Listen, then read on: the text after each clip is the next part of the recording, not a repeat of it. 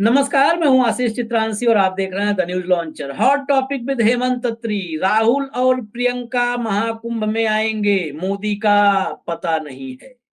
राजनाथ सिंह बड़ी बैठक करने वाले हैं महाकुंभ में। योगी आदित्यनाथ महाकुंभ में दौरे पर दौरा कर रहे हैं। यहां तक कि हमने आपको सुनाया भी है, इस कार्यक्रम में भी सुना देंगे उसकी छोटी सी क्लिप। अब तो वहां बैठे महामंडलेश्वर भी कह रहे हैं कि योगी ही जब बार बार आ रहे हैं तो हम किस लिए आए हैं फिर यहाँ पर।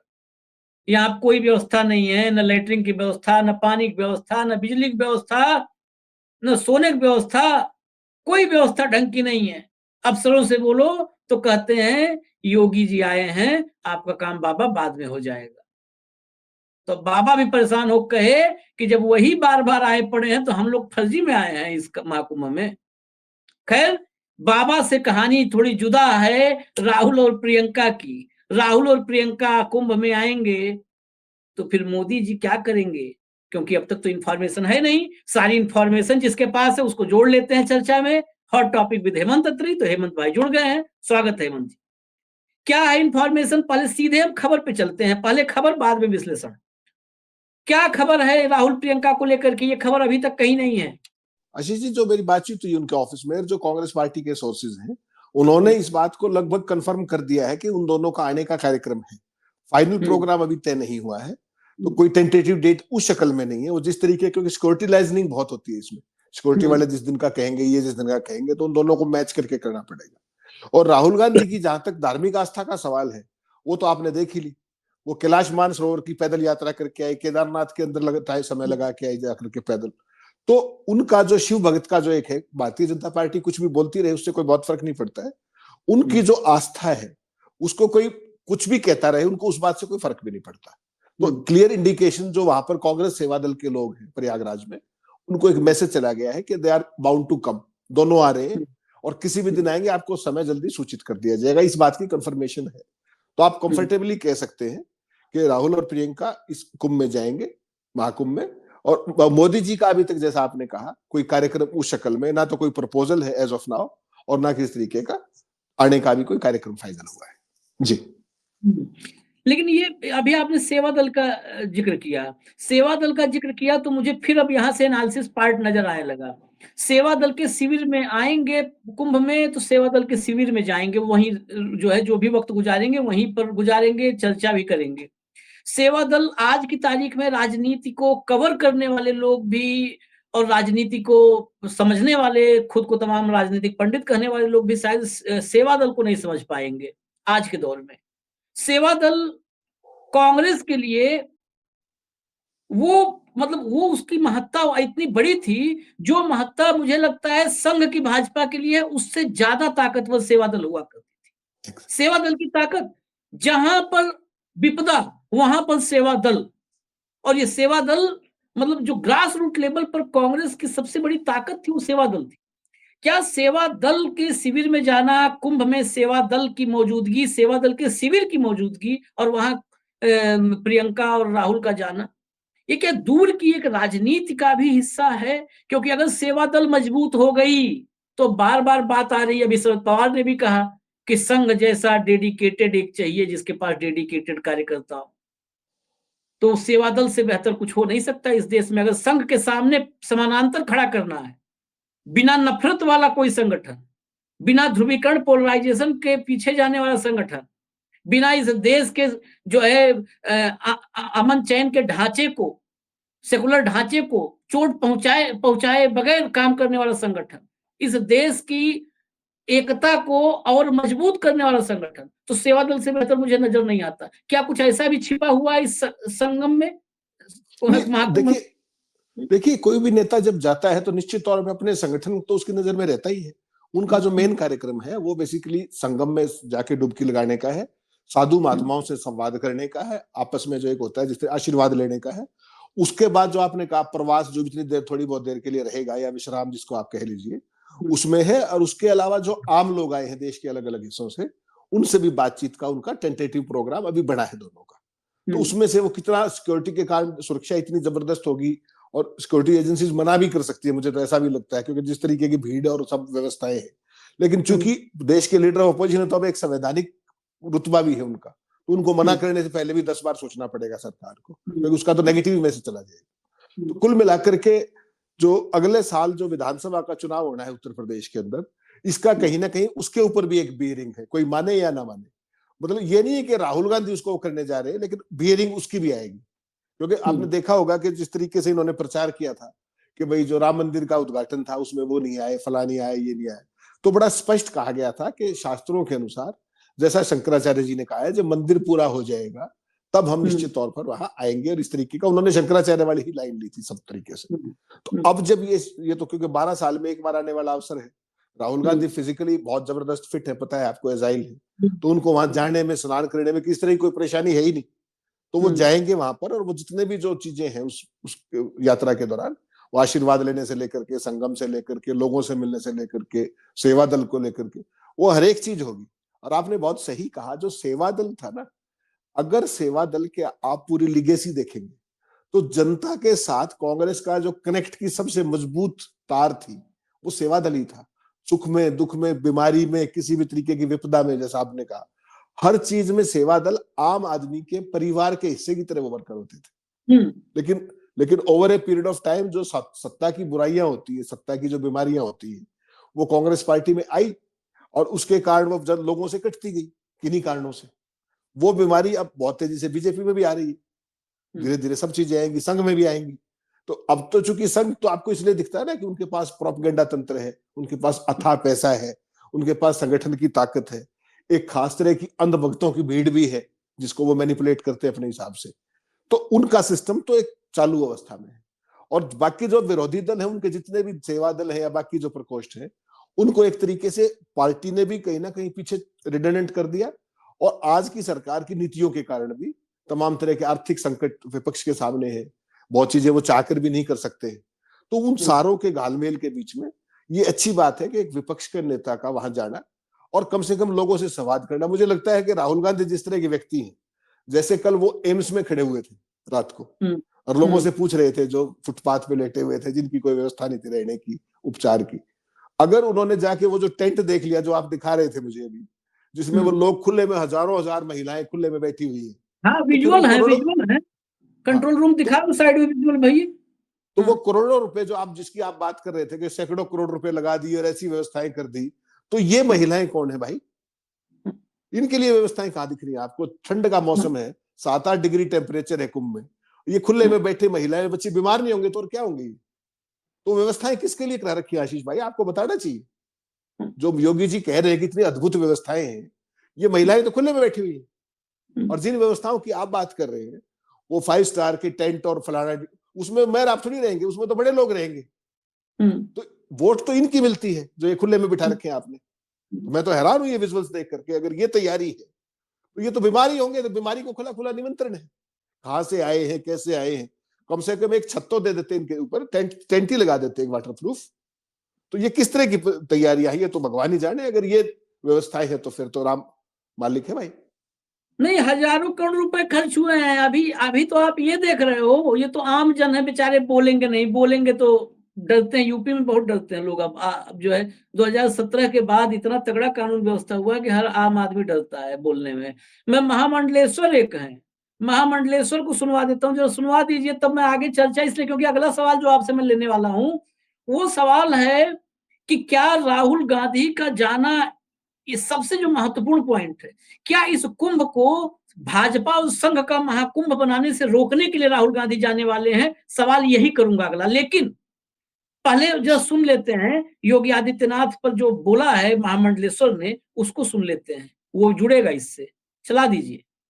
महाराज जी, क्या समस्या है आपकी? समस्या ऐसा है, नहीं तो नल की व्यवस्था है, नहीं तो बिजली की व्यवस्था है। अगर है भी तो नल कहीं टूट जा रहा है, कहीं पानी लीकेज है, कहीं सर्विस लेवल है, लैट्रिन कहीं वो नल नहीं है, तो कहीं वो टंकी पानी नहीं आ रही है, और समस्या बिजली नहीं आ रही है अपने पास 24 घंटा। आप लोगों ने इसकी शिकायत अधिकारियों से की यहाँ के? बहुत सारे हम अधिकारी बोलते थक गए, तो बोलते बस कल महाराज जी, आज योगी जी आ रहे हैं, आज सब अधिकारी वहाँ लगे हुए हैं, रोज योगी जी आएंगे, तो हम लोग फिर के लिए यहाँ पर आए। कितने घंटे हो गए आपको यहाँ पे बैठे हुए? 3-4 घंटा हो गया। अभी तक कोई प्रश्न खोज खबर नहीं आया। बस हटा दीजिए। 4 घंटे से बैठे हैं, कह रहे हैं जब रोज योगी जी आ रहे हैं तो हम लोग यहाँ कहाँ आए हैं। यही सुनाना था। अब उस सवाल पर आते हैं जो अभी तक हमने जो समझने की कोशिश की उससे थोड़ा अलग है। दरअसल ये कुंभ, मैं बार-बार इस बात को अपने जो भी कुंभ से जुड़ा कार्यक्रम है सब में बात कर रहा हूँ, रिपीट इसलिए बार-बार कर रहा हूँ कि हो सकता है रिपीट करते जैसे मोदी जी कहते हैं झूठ बोलो, बार-बार बोलो, तेज बोलो, तो झूठ एस्टेब्लिश हो जाता है। हम बार-बार कहते हैं कि हो सकता है कभी एक आध आदमी सच भी मान ले, सच को भी सुने। सच हालाँकि इस देश में कोई सुनने को तैयार नहीं है। इस कुंभ को पूरा भाजपा का कुंभ बना दिया गया है। ऐसा लग रहा है कि महाकुंभ आयोजक भाजपा, गंगा नदी ओन्ड बाय बीजेपी, इसके इसके भी ओन्ड, अब गंगा में नहाने के लिए हो सकता है बीजेपी वाले पेटेंट ले ले, हम लोग को नहाने के पहले 11 रुपए 21 रुपए देना पड़े। सब कुछ त्रिवेणी संगम, कुंभ, गंगा सब भाजपा हो गई, मोदी और योगी की हो गई है, संघ की हो गई है। 24 से 28 तारीख तक विश्व हिंदू परिषद का वहां पर बहुत बड़ा कार्यक्रम होने वाला है।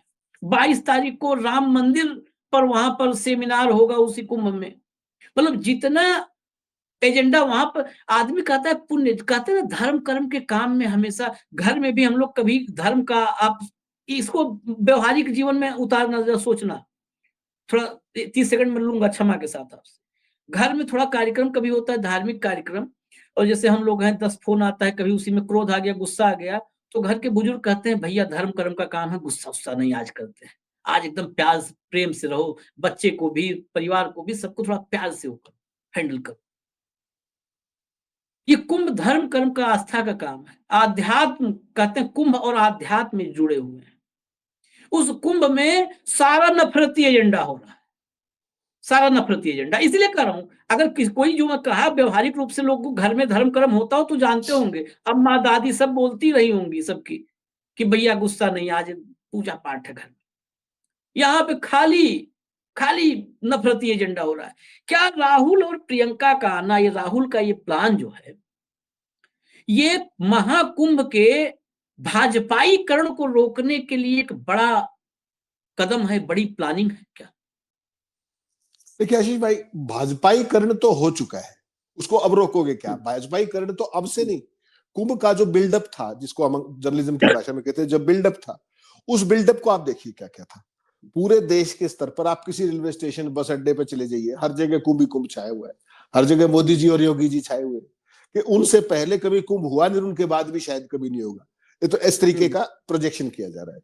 हजारों करोड़ रुपए की विज्ञापन सामग्री दी गई है, उसका प्रोपेगेंडा कैसे करना है वो डीपीआर वाला आपने दिखाया था, 38 पेज में 100 स्टोरी आइडिया, किससे बात करनी है, क्या करना है। तो ये पूरे का पूरा एक minute to minute micro planning के साथ सारा काम किया जा रहा है, जिसमें पैसे की कोई दिक्कत नहीं है।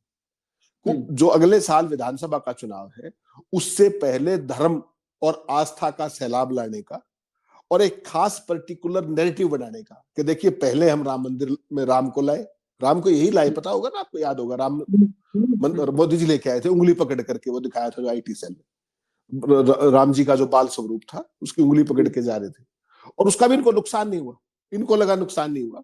वो तो इनको बाद में जब पता लगा, जब यूपी के लोकसभा का रिजल्ट आया और वहां जो गत बनी, और खासकर अयोध्या की सीट भी जब हार गए।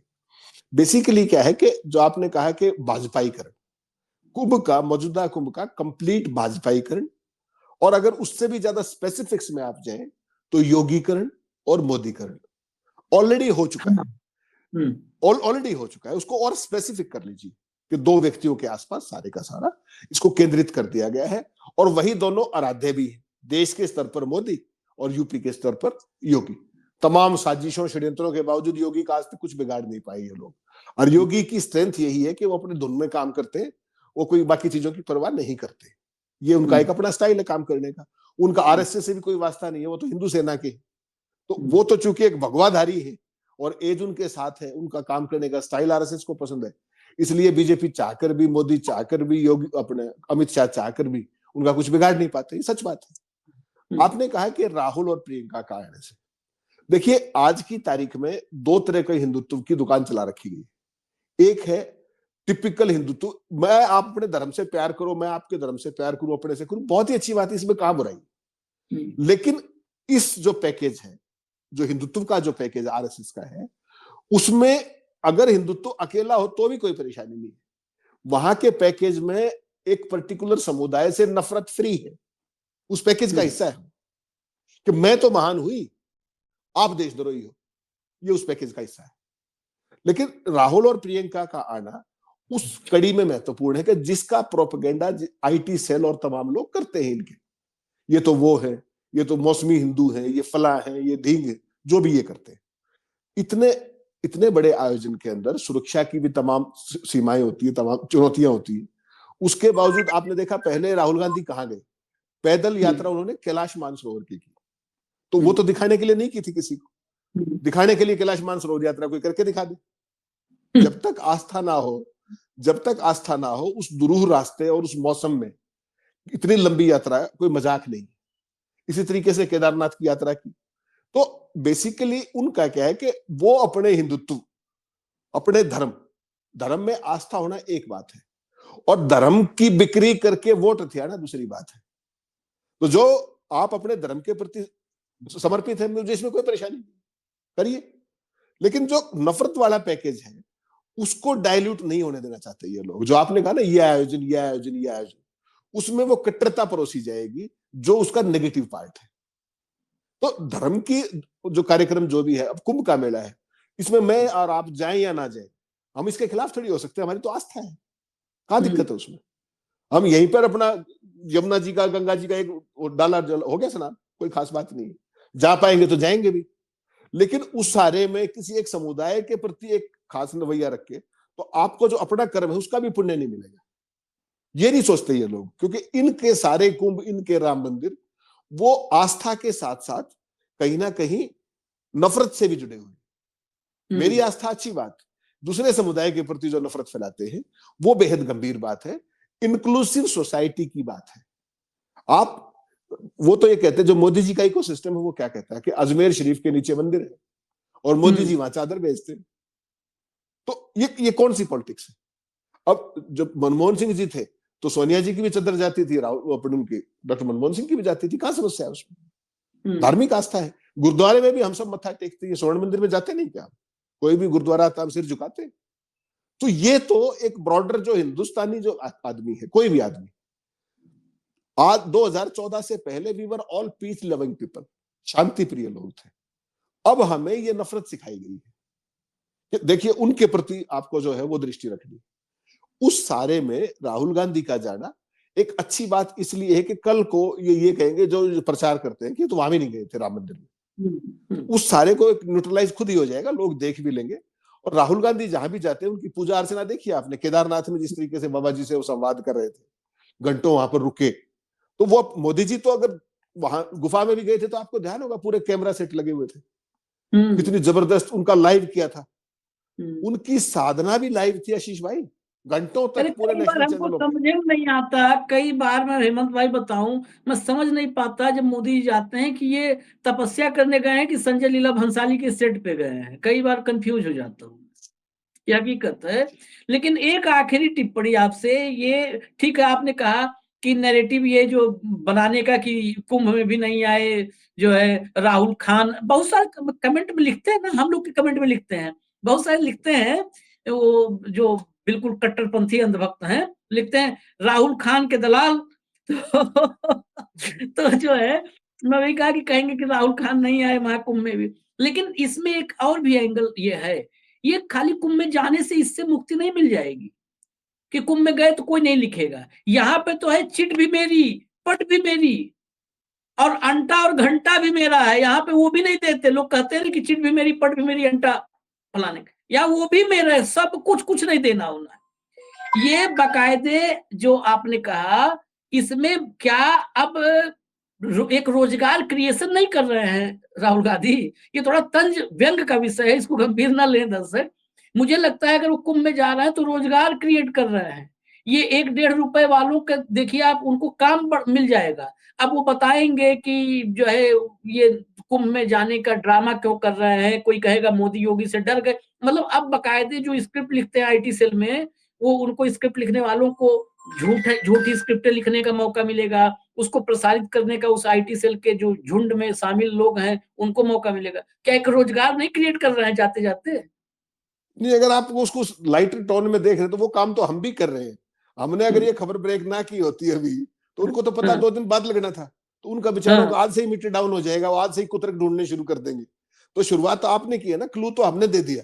उसके बाद अब आईटी सेल में मालवीय साहब के पास फाइल जाएगी, फिर पूरी सेल सक्रिय होगी, वो उनका काम है, उनको मुबारक है। लेकिन मुझे लगता है इस तरह के जो पावन अवसर है, जो कुंभ का मेला हुआ, धार्मिक अवसर है, उनकी जो मर्यादा है, उनकी जो शुचिता है, उसके प्रति जो आस्था है, उसका अनादर कभी नहीं होना चाहिए किसी के द्वारा भी। मन कर्म वचन, अगर आपका ये पवित्र है, तभी कुंभ के बारे में हम बात करें, तभी वहां जाएं, स्नान करें, संगम में सारी बात करें। अगर वहां भी आपको सियासत ही करनी है, जो कि कर रहे हैं, सियासत में जो एक विचारधारा का और सारी चीजों का, और जो धार्मिक के आधार पर जो बंटवारा है, मुझे लगता है वो that is the last place जहां पर ये चीजें डिस्कस होनी चाहिए। वो एक पवित्र एक आयोजन है, उसकी पवित्रता हर कीमत पर कायम रखी जानी चाहिए, और ये सारा ओनस आयोजकों पर है। जो होना तो चाहिए, आयोजक कौन होना चाहिए था? जो साध संत समाज है।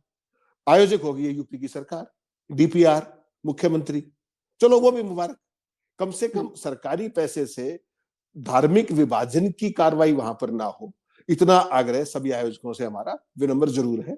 बाकी तो सारी चीजें चलती रहेंगी, ट्रोलिंग भी चलेगी, सारी बात होगी, लेकिन कुल मिलाकर के इस आस्था का व्यापार ना किया जाए, ये हम सबकी सदिच्छा जरूर होनी चाहिए, वो भी राजनीति की दृष्टि से। ये मेरा कोई सदिच्छा आप सुन ही नहीं रहा है आजकल, कोई सुनना नहीं चाहता है, लेकिन इस बात के लिए आप धन्यवाद के पात्र हैं कि आप, जैसे हम लोग कॉलेज के टाइम में बड़ा एक कॉमन रहता था भीड़ में कि कोई आया, दोस्त आया तो कहते थे फला आदमी आया है, नई रोशनी लाया है। तो आज हेमंत भाई आए हैं और नई नौकरी लाए हैं। आज ये खबर लेके आए हैं। कई ये ट्रोलर्स जो ये सब है, नफरती ब्रिगेड, इनमें कईयों का वो एक पोस्ट, एक कमेंट पे आता है जो अमाउंट, उसका व्यवस्था कर दिया, क्योंकि खबर जल्दी ब्रेक कर दिया। अब आज ही चालू हो जाएंगे, भले राहुल गांधी 12 दिन बाद नहाने आएंगे। खैर, इजाजत दीजिए, कल शाम फिर मिलेंगे हम हेमंत अत्री जी के साथ, हॉट टॉपिक विद हेमंत अत्री। नमस्कार।